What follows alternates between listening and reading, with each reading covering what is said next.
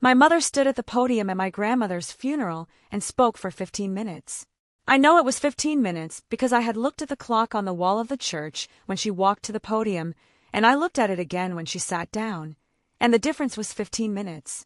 Of those 15 minutes, approximately 11 were about my mother. They were about her childhood, about the ways her mother had failed her, about the specific wounds she had carried from her upbringing, about the grief she felt not only for the woman in the casket, but for the relationship she had wished they had had and had not. She cried twice. The crying was real.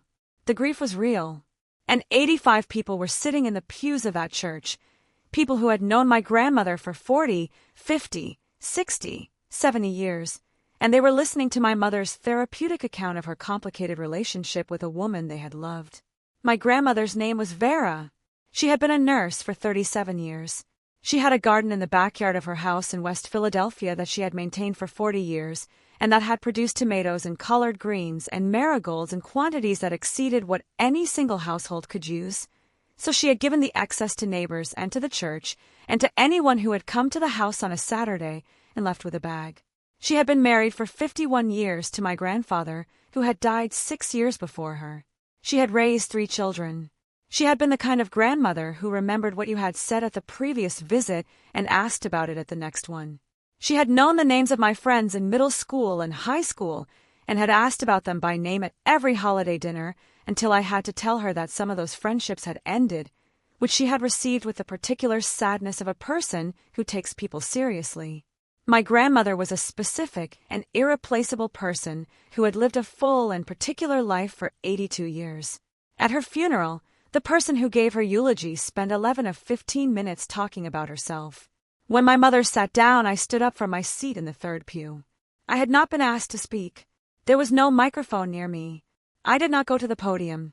I stood where I was, and I spoke in a voice loud enough for the room to hear, which is a skill I have developed over 8 years of teaching high school history in classrooms, where the question of whether the person at the front of the room can command the attention of 30 teenagers is answered every single day. I said, I want to say something about who Vera actually was. And I spoke for 7 minutes from the third pew about my grandmother's actual life. I want to say something about what the 11 minutes of my mother's eulogy had actually contained, and about why I had been keeping track, and about what had been happening in my body during those 11 minutes as I sat in the pew and listened. The eulogy had begun with my grandmother, her birth, her family, her early life in South Carolina before the family moved north.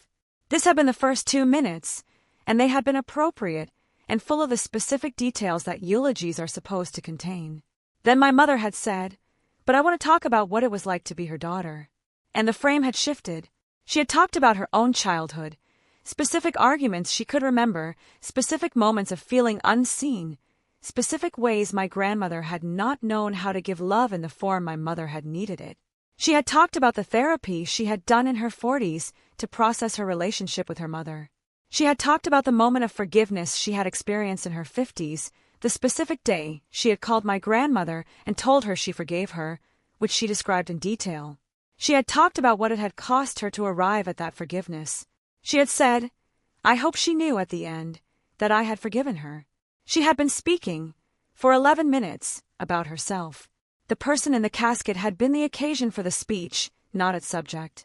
I had been counting without meaning to count. I had been sitting in the third pew next to my cousin Dana, and I had been tracking the ratio. 2 minutes about Vera, 11 minutes about my mother's journey. At the 12-minute mark, I had understood what I was going to do. I had not decided it deliberately. I had simply become certain of it. I spoke for 7 minutes from the third pew. I spoke about Vera's 37 years as a nurse, about what it had meant to be a black woman entering nursing in Philadelphia in the 1960s, about the specific competence and the specific dignity with which she had done that work. I spoke about the garden, the 40 years of it, the specific knowledge she had accumulated about soil and drainage and companion planting, the way she could tell by looking at a plant whether it was getting enough light. I spoke about the way she had said my name. She had said it with a particular emphasis on the first syllable, Simone, in a way that no one else has ever said it, in a way that I had not heard since February, and that I will not hear again. I spoke about the Sunday dinners, and about what she had put on those tables, and about the specific act of love that is feeding a family every Sunday for 50 years without being asked. When I finished, I sat down. The church was quiet for a moment.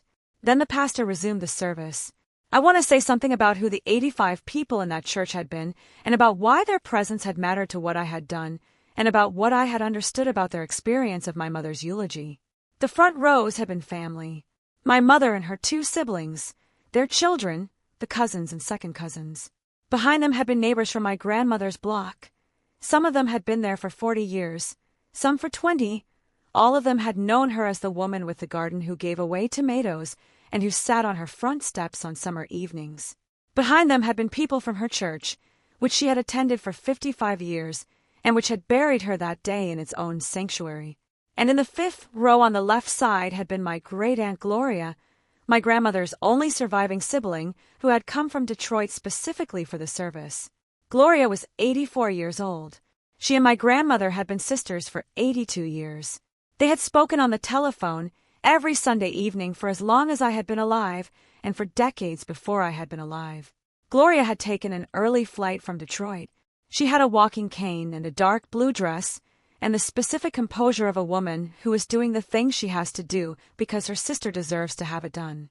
She had sat in the 5th row, and she had listened to my mother spend 11 minutes talking about her own journey at the funeral of the woman Gloria had known since the day Vera was born. I had been aware of Gloria in the pew across the aisle during my mother's eulogy. I had been aware of all of them, the neighbors, the church members, the people whose experience of Vera had been entirely as Vera and not as my mother's complicated parent. Before I go on, if something in this story is landing close to something real in your life, please take a moment to like and subscribe, but only if you genuinely feel it. Drop a comment and tell me where you are watching from and what time it is there. I read every single one. My name is Simone. I am 34 years old. I teach high school history in Philadelphia. And this is a story of what I said from the 3rd pew, and what happened in the months after my grandmother's funeral, and what I understand now about the difference between grief and the performance of grief. I want to say something about who my grandmother Vera actually was, in the specific sense of what her daily life had contained, and about the particular quality of her presence, and about what the 37 years of nursing had been, and what the garden had been, and what the Sunday dinners had been, and about why I had wanted the 85 people in that church to hear those things said out loud. Vera had started nursing at a time when black nurses in Philadelphia were assigned to specific wards in specific hospitals in ways that made the structure of the discrimination legible to anyone who looked. She had worked within that structure for 37 years without letting the structure determine what kind of nurse she was. Her former patients had come to her retirement party, not sent cards. Come. Several of them had traveled specifically to attend. She had been the kind of nurse about whom patients said, "She is the reason I didn't give up." She had known that a person in a hospital bed is frightened, and that fear responds to being seen and named, and that naming the fear is different from dismissing it. She had known this before it was a clinical framework. She had simply known it because she was a person who paid attention to other people. The garden had been a 37-year accumulation of specific knowledge. She had known what the soil in that particular yard in West Philadelphia needed, and she had amended it accordingly over decades, until the tomatoes she grew were the specific tomatoes that neighborhood children knew to ask for by name. She had known the names of the neighbor children. She had known the names of her patients. She had known the names of my friends. She had known my name in the particular way, Simone, with the emphasis that was hers alone, that I have not heard since February, and that I will be hearing in my memory for the rest of my life. After the service ended, and people were moving toward the reception in the church hall, my great-aunt Gloria caught my arm. She was using her cane, and she had the particular grip of a woman who intends to say something before the moment passes.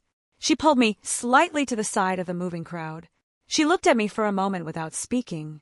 She had my grandmother's eyes, which I had not been able to look at directly until that moment, and which I found I could look at once she held my gaze.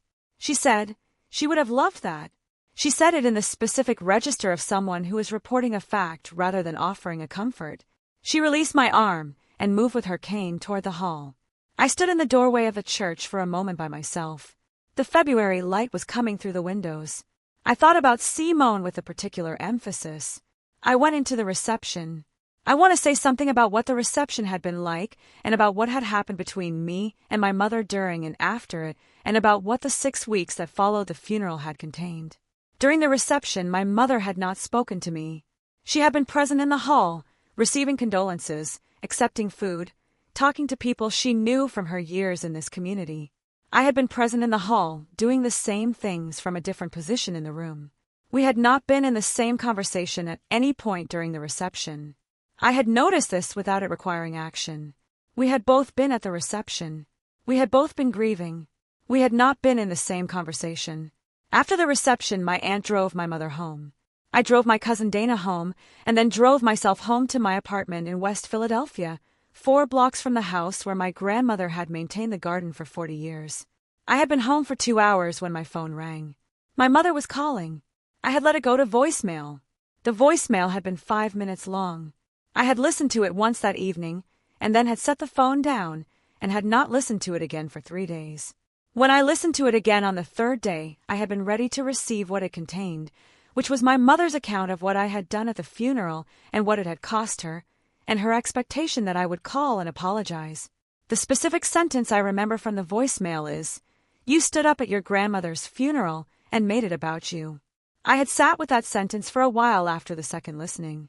I am a high school history teacher.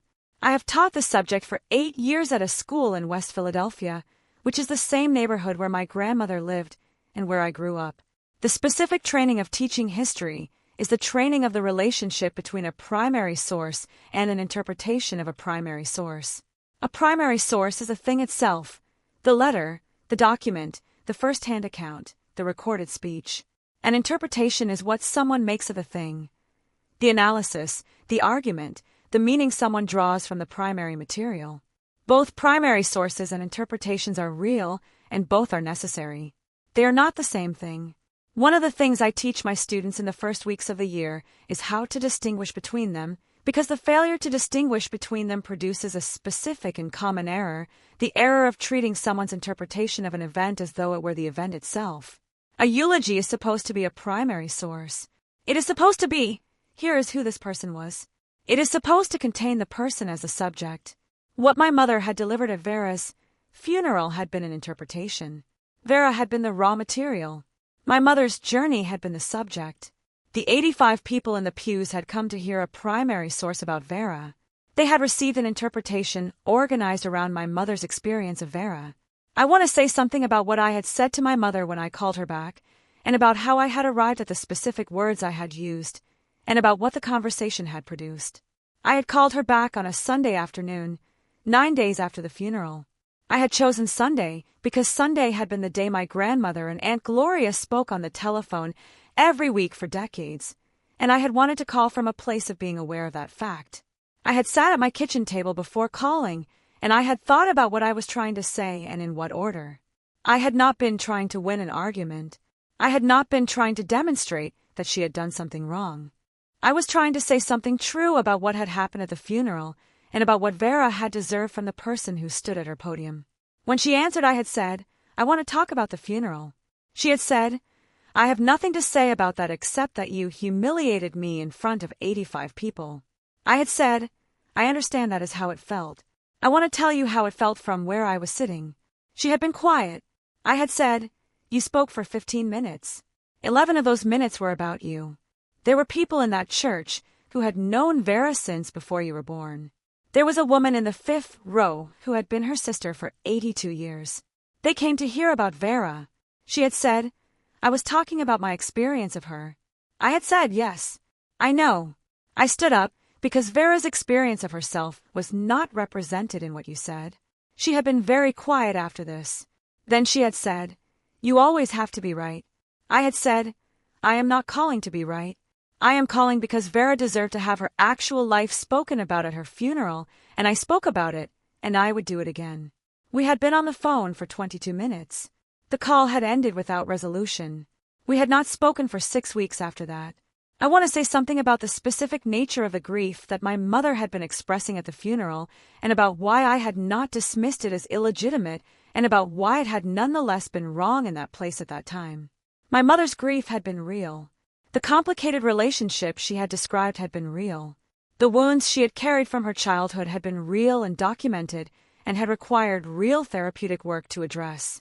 I know this because I have been her daughter for 34 years, and I have watched her do that work, and I have understood, over the years, that the work had been necessary and that the history she was processing had genuinely shaped her. The grief had been real.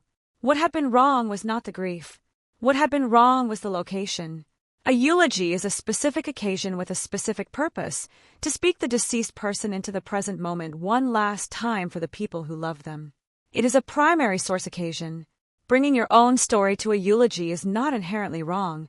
The best eulogies are personal and specific and include the speaker's relationship to the deceased. What my mother had done was different from that. She had inverted the ratio, 11 minutes of her story to 2 of Vera's. She had placed herself at the center of an occasion whose center was supposed to be held by someone else. Vera had been there, in the casket, 60 feet away, and she had been the supporting character in her own eulogy. I want to say something about the 6 weeks of silence between the Sunday call and the next contact, and about what I had been doing during those weeks, and about what I had understood about my mother during that time that I had not fully understood before. The 6 weeks had been March and half of April. I had been teaching. I had been doing the specific work of helping 16-year-olds understand the difference between what happened and what people said about what happened, which is, when you live it daily, a strange subject to be teaching during a period in which you are navigating exactly that distinction in your personal life. I had been running in Clark Park in the mornings. I had been visiting my grandmother's house, which her estate had not yet settled, and had been sitting in the garden, which had not yet been tended that spring, and which had the specific look of a garden in the weeks before someone who knows what to do with it has arrived.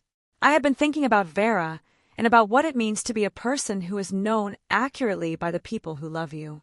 I had also been thinking about my mother. I had been thinking about what the 11 minutes had revealed about how she had been experiencing the relationship with her mother and with the family, and about how long she had been carrying the story she had delivered at the funeral. The story had not been invented for the occasion. The story had been carried for years.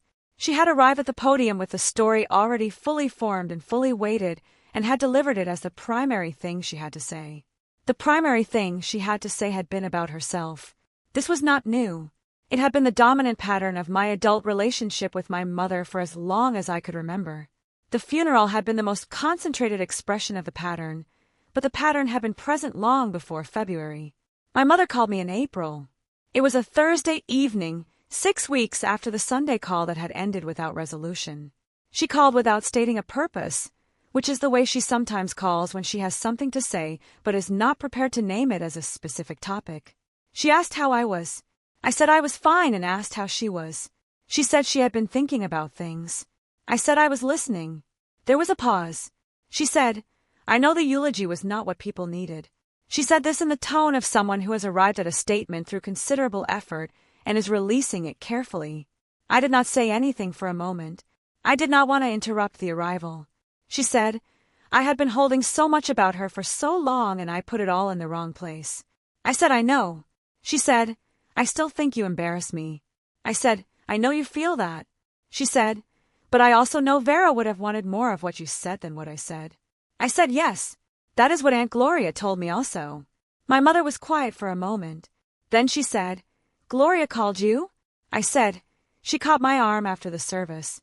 My mother did not say anything for a long time after that. Then she said, of course she did. I want to say something about the April call and about what the specific sentence, I put it all in the wrong place, had given me, and about what it had meant that she had arrived at it without my having pushed her toward it in the call. She had not said I was wrong. She had not said you were right. She had said, I put it all in the wrong place. This is a different kind of acknowledgement from either of those statements. It is an acknowledgement of a specific error without conceding the full argument. It is also, in my experience of my mother, the closest she has ever come to saying that she has made an error in her conduct toward me or toward a situation I was part of. She does not typically arrive at these statements. When she does arrive at them, it is after a period of private work that she does not describe and that I have learned not to ask about. The April call had been the product of 6 weeks of that private work. She had been thinking about the eulogy and about what Aunt Gloria would have thought and about what I had said on the Sunday call. She had arrived at, I put it all in the wrong place. I had not pushed her to this. I had said what I had needed to say in February at the service, and in March on the phone, and I had then been quiet and had let the work happen.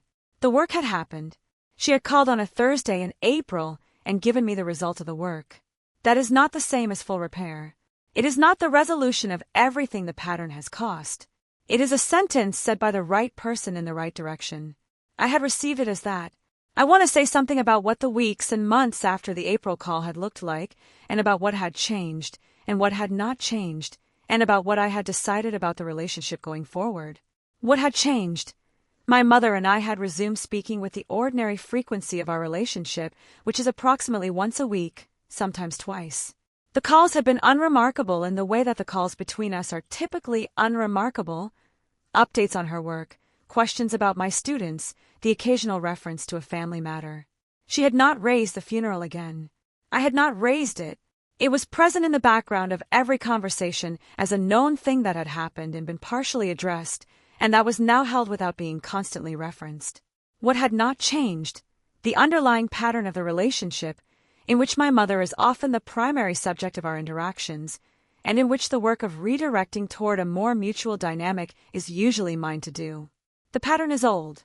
It will not be resolved by one April phone call. I know this. I did not expect the April call to resolve it. I want to say something about what I understand now about why my mother had given the eulogy she gave, and about what the giving of it had revealed about how she had been moving through the world in the years since her own therapy work and since my grandfather's death 6 years before Vera's. My mother had done genuine work on her relationship with her mother. The therapy in her 40s had been real, and the forgiveness she had described in the eulogy had been real. What the eulogy had revealed was that the work, though real, had produced a story about herself rather than a restored relationship with Vera as the subject. The work had been organized around my mother's journey. Vera had been the occasion for the journey. This is one of the ways that therapeutic work can go. You process your relationship with a person so thoroughly through the lens of your own experience that the person becomes less visible rather than more visible to you. You know your own story about them with great precision. You know less, not more, about who they actually were. My mother knew her story about Vera with great precision. She had delivered it for 11 minutes at a podium. What she knew less well, in the end, was Vera, the 37 years of nursing, the 40 years of the garden, the specific way she had known the names of people and asked about them at the next occasion. Those things had been available to my mother. She had simply not been looking in that direction. The therapy had taught her to look inward. It had not taught her to look at Vera. I had looked at Vera for 34 years. I had looked from the position of granddaughter, which is a position that often involves fewer complications than the position of daughter. I had looked from the third pew, and I had known what was not being said. In February of the following year, on the first anniversary of Vera's death, her 3 children and their families gathered at my uncle's house for a small remembrance. It had been my uncle's idea. My mother had come from her apartment across town. We had eaten together and told stories about Vera in the way that families do at these occasions. Specific stories that have been told before and that take on more weight each time they are told because the person they describe is further away.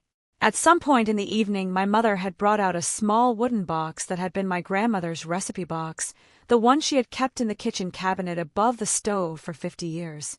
I had not known my mother had it. My mother had opened the box and had taken out one of the index cards inside it. She had read the recipe aloud. Vera's sweet potato pie, written in her handwriting, with the specific notations in the margins that she had added over the years. My mother had read it in the way you read something precious, carefully, without rushing, as though the words themselves were the thing and not just the instructions. When she finished, she had put the card back and closed the box and said, she wrote things down. She wanted people to be able to do what she did. The room had been quiet for a moment. Then my uncle had said, she wrote everything down. And we had talked about that for a while, about Vera's handwriting, and about the boxes of notes she had kept, and about the specific quality of attention that writing things down requires. I want to say something about what my mother's reading of the recipe had meant in the context of the year that had preceded it, and about why it had been the specific form of acknowledgement that it had been. She had not said, I want to revisit the conversation about the funeral. She had not said, I know I did something at the service that I want to address again. She had brought a box and opened it and read a handwritten recipe in Vera's voice. Vera had been the subject. Vera had been at the center of the moment. The recipe had been the proof. This is who Vera was. She wrote things down. She wanted people to be able to do what she did. The form of the acknowledgement had been correct in the way that the form of an acknowledgement is correct when it says the thing it needs to say in the way the thing needs to be said rather than in the way that is most comfortable for the person saying it. My mother had not been comfortable reading that recipe. I had been able to see that she was not comfortable. She had done it anyway. She had brought the box across town and opened it in a room full of people and read Vera's handwriting aloud in the specific tone of someone who was making something visible that had not been visible enough. That had been her repair. Not words directed at me. A box. A recipe. Vera at the center. I had received it as a repair. Not a full repair. The first full sentence in the right direction, spoken in the right form, at the right time. Aunt Gloria had called me in March, a month after the one-year remembrance. She called from Detroit on a Sunday evening, which is when she calls, because Sunday evenings are when she calls, and because she has not changed the habit even now that there is no one on the other end who is 82 years old and waiting for the phone. I had answered, and she had asked about my students and about the school, and about whether I was still running in Clark Park in the mornings. I said I was. She asked about my mother. I told her about the recipe box at the remembrance. Gloria was quiet for a moment. Then she said, Vera kept that box on the shelf above the stove from the first day she had that kitchen until the last. She said, it was the first thing she unpacked when they moved in, and the last thing she would have taken with her if they had ever moved out. She said, your mother knows what that box is. I said yes. I think she does now. Gloria said good. And we talked about other things for the rest of the call. The garden, which my uncle had started tending that spring, the tomatoes he was planting, whether the soil would need the same treatment Vera had given it. I said I would ask. I want to say something about what this year had clarified for me about the relationship between grief and the expression of grief, and about what I understand now about what went wrong at my grandmother's funeral and about what I believe was owed to Vera and to the 85 people in that church. Grief is not a single thing. It is at least two things simultaneously. The grief for the person who has died, which is about them, and the grief for everything in the relationship with that person that is now permanently unresolvable, which is about you. Both of those things are real. Both of them were present in my mother's eulogy. The error had not been that she had grieved at the podium. The error had been that the second kind of grief had consumed the space that was supposed to be held by the first kind.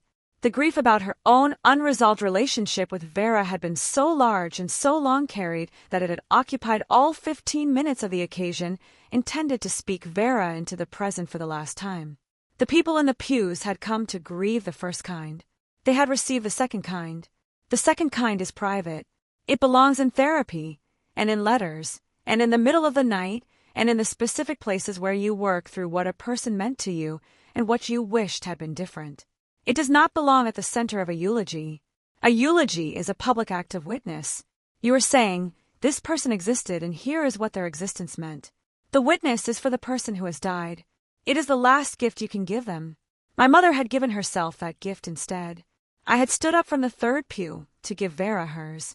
I want to say something about what I carry from this year and about what I understand now about my mother that I did not understand before February, and about what I understand about myself. I understand that my mother has been carrying a story about her childhood and about her relationship with Vera for her entire adult life, and that the story has been so present and so fully formed that it has sometimes filled the space that was supposed to be held by Vera herself. I understand this not as a criticism, but as a fact about how some people experience their histories. The story had been real. Vera had also been real, separately and independently, and had deserved to be known as herself, and not only as the character in my mother's story. I had known Vera as herself. I had been given that gift by the particular form of the grandparent-grandchild relationship, which is often less complicated than the parent-child relationship, and which had allowed me to see Vera without the specific distortions that come from being someone's child. I had been allowed to know her as the woman with the garden and the recipe box and the specific way of saying Simone. I had been the person in the room who could speak about those things. I had spoken about them. I would do it again. Thank you for staying until the end. If this story connected with something real in your life, write it in the comments. I read every single one.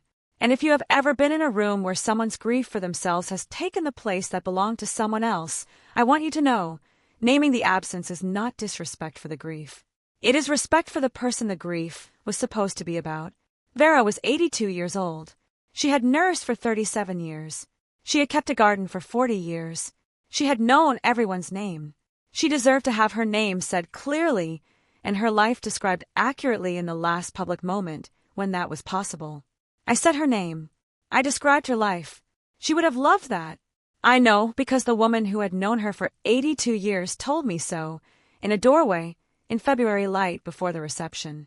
I want to say something about the specific 7 minutes from the third pew, and about what I had said in each section, and about why I had organized the content in the order I chose. I had begun with a nursing career because it was the public fact of Vera's life that the most people in the church had some knowledge of. Beginning with a shared known fact creates the condition for the personal and specific things that follow. I had said, Vera was a nurse for 37 years. I had said that she had entered nursing at a time when the institutional structure of medicine in this city made clear what it thought of Black women who chose that profession, and that she had practiced her profession at a level of care and attention that made what the institution thought of her irrelevant to what her patients thought of her. I had said, her patients came to her retirement party. Not sent cards. Came. I had moved to the garden because the garden was the thing the neighbors in the pews had known most directly. They had received the tomatoes. They had seen the beds from the alley. Some of them had come to the yard on Saturdays and gone home with bags. And naming the garden said to them, I see what you knew about her. I had said that for 40 years she had amended the soil in that yard until the tomatoes she grew were the specific tomatoes that children in this neighborhood knew to ask for by name. I had said, she gave away what the garden produced. She did not hold it. She distributed it. She understood that abundance is not something you keep. I had then spoken about the Sunday dinners and about what it means to cook for a family every week for 50 years without framing it as a sacrifice. And then I had spoken about her name for me, Simone, with the emphasis on the first syllable in the register that was hers alone, that I had not heard since February and would not hear again. I had said, I will be hearing it in my memory for the rest of my life, and it will always sound like her. After I sat down, the pastor resumed the service. He read scripture and the choir sang. I sat in the third pew next to my cousin Dana, and I was aware of the February light coming through the windows and of the specific smell of that old building, candle wax and wood polish and decades of accumulated Sundays, and of the choir singing one of the hymns my grandmother had sung in that choir for 55 years. I thought about her voice in the choir, which had been a steady medium alto, and about the 2,800 Sunday mornings it had taken to sing in that loft for 55 years. She had not thought of it as dedication. She had thought of it as Sunday. My cousin Dana had put her hand briefly on my arm when I sat down and then removed it. She had not said anything. The hand was sufficient. The service continued for 20 minutes after that, and I sat in the third pew and thought about the garden and about the recipe box and about what it means to love a place and a practice for 40 and 50 years without it ever occurring to you to stop. I want to say something about my grandmother's marriage and about what 51 years with one person looks like when you have watched it from the outside for 34 years, and about what the 6 years after my grandfather James died had looked like for Vera. James had died 6 years before Vera of a stroke, in April, on a Tuesday morning that had been otherwise ordinary. My grandmother had called my mother from the hospital. My mother had called me. I had driven from Philadelphia to West Philadelphia in 11 minutes and had still arrived after. Vera had been sitting in the waiting room when I got there, not because she had been waiting for news, but because the nurse had given her a seat and she had taken the seat and she was waiting for the rest of us to arrive. She had looked at me when I came through the door and she had said, "He went quick." She had said it in the tone of a woman who had been a nurse for 37 years, and who therefore understood what quick meant as a fact rather than a consolation. She had then said, "Come sit with me." I had sat with her. James had been gone. He had been present in their house for 51 years, and he had been gone in the time it had taken for a blood vessel in his brain to fail on an otherwise ordinary Tuesday morning. Vera had gone home from the hospital that evening and continued living. The continuation had been real. She had cooked the Sunday dinners and tended the garden and attended her church and called Gloria on Sunday evenings. She had also continued to set the table for two for the first 2 months after he died, until she had become aware one evening that she was calling him to dinner and he was not there to come. She had told the story about herself with no self-pity. This is what happened. Her body had known where he should be. Her body had been 6 months behind her mind in accepting that he was not there anymore. During the 6 weeks of silence between my mother and me, I had been visiting the garden. The estate had not yet been settled, and the house had not yet been listed, and so the garden had been there, untended in the early spring. I had gone on Saturdays and stood at the fence along the back of the yard and looked at the raised beds that had been built and amended over 40 years. The collard green bed was on the east side where the morning light came first. The tomatoes were in the center for the full afternoon sun. The marigolds ran along the borders. She had planted marigolds at the borders for 40 years because marigolds discourage the specific insects that damage tomatoes. I had not known this until my uncle had mentioned it the previous summer, pointing at things in the garden, while Vera had been explaining what each thing was doing and why it was where it was. The garden had been organized by 40 years of specific knowledge applied to a specific piece of ground. Standing at the fence in March in the weeks of the silence, I had looked at the beds and thought about what it means to learn something about a piece of ground over 40 years and apply it patiently, without anyone watching, without anyone tracking the accumulation. I want to say something about how the specific work of teaching history had shaped what I had understood about my mother's eulogy in the days after the funeral, and about why the primary source framework had been the clearest lens I had for naming what had happened. I teach my students each year the difference between the historical record and the historical narrative. The record is the collection of primary sources, the documents, the first-hand accounts, the physical evidence of what occurred. The narrative is what someone makes of the record, the interpretation, the meaning drawn from the material. Both are necessary. A record without a narrative is inert. A narrative without a record is fiction. The discipline requires you to be able to point from the narrative back to the record that supports it. When the narrative exceeds or distorts the evidence, the result is something other than history. It is something closer to mythology, a story organized around what the narrator needs to believe rather than what the sources show. My mother had, at the podium, constructed a narrative about Vera. The narrative was precisely developed and had clearly been carried and refined for many years. The problem was that the narrative had lost contact with the record. The record, Vera's actual life, the nursing career and the garden, and the Sunday dinners and the recipe box and the 51 years with James, had been present and available. My mother had not consulted it extensively. She had consulted her own interpretation of it. The interpretation had become the subject. The record had barely appeared. A history teacher notices this. I had noticed it from the third pew on a February morning.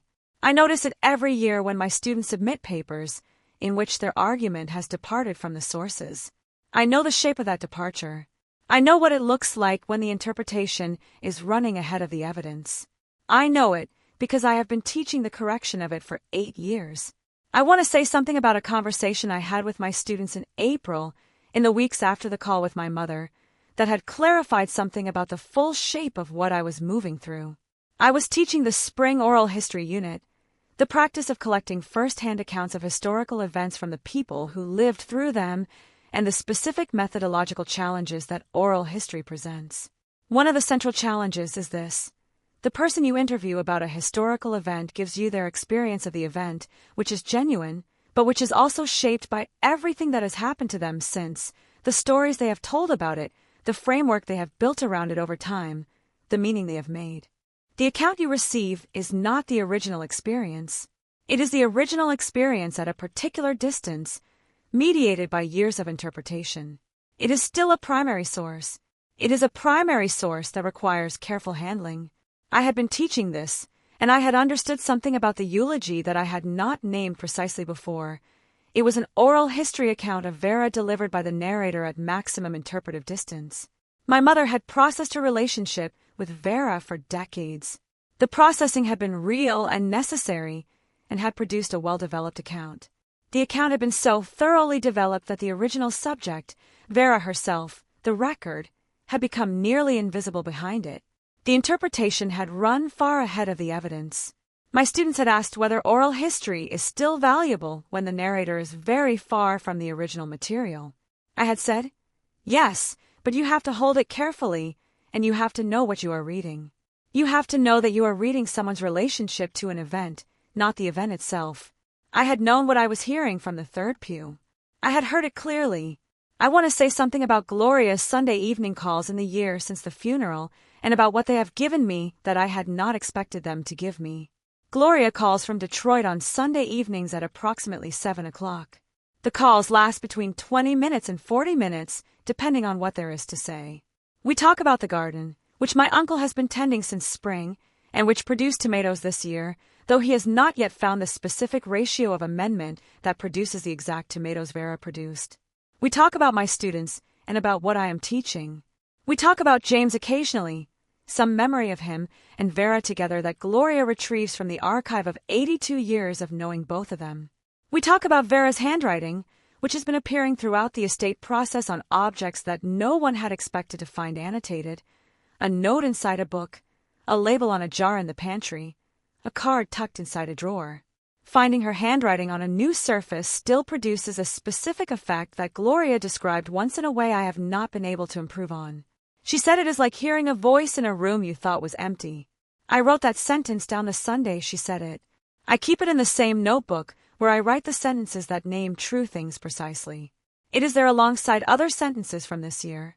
They are sentences about what it costs to be seen accurately by the people who love you and what it costs when you are not. They are sentences about the specific form of care that is speaking someone's name correctly after they are gone. Gloria speaks Vera's name correctly every Sunday evening at 7 o'clock from Detroit. I answer the phone. I want to say something about what the specific act of standing from the third pew had required and about what it had not required, because the distinction matters for understanding why I did it in that form and not in another form. I had not gone to the podium. The podium was at the front of the church, up 3 steps, with a microphone that pointed toward the place where a speaker would stand. I had not walked to the podium for a specific reason. The podium is a formal position. It implies preparation, invitation, authorization. I had not been invited and I had not prepared, and I had not been authorized. Going to the podium would have been a claim to a standing I had not been given. Standing from my seat was different. Standing from your seat is what you do when you need to speak, but have not been given the floor. It is a gesture of urgency rather than a claim of authority. I had needed to speak. I had not been given the floor.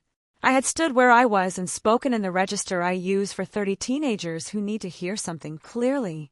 The register had been sufficient. The room had been quiet in the way a room gets quiet when someone stands up unexpectedly from a seated position and begins speaking without a microphone. The unexpected quality of the gesture had created the attention. The attention had allowed the content to arrive. I had needed the room to receive what I was about to say, and the gesture of standing from the third pew had produced the receiving condition. I had spoken. The room had been quiet. The words had reached the people in it. I want to say something about what I had understood about the specific relationship between my grandmother and my mother from the outside position of granddaughter, and about why the outside position had given me a different view of Vera than my mother's inside position had given her. My mother had been Vera's daughter for 61 years. The daughter relationship with a parent is one of the most thoroughly narrated relationships a person has. You have been explaining your parent to yourself, to therapists, to friends, to partners, for your entire adult life. By the time you're 61 and your mother has died, you have told the story of your mother so many times, in so many contexts, that the story has become very smooth. The smoothness is not deception. It is the natural product of repetition. The story that has been told 10,000 times has had its rough edges worn off. It is coherent and complete and emotionally legible. It is also, necessarily, shaped by the particular position of the teller. My position had been different. I had not been Vera's daughter. I had been her granddaughter. I had not had to individuate from her. I had not had to establish myself as separate from her. I had not had to navigate the specific terrain of becoming a person in the presence of a person who was simultaneously trying to form you. I had simply been allowed to know her. The granddaughter position is in this way a gift.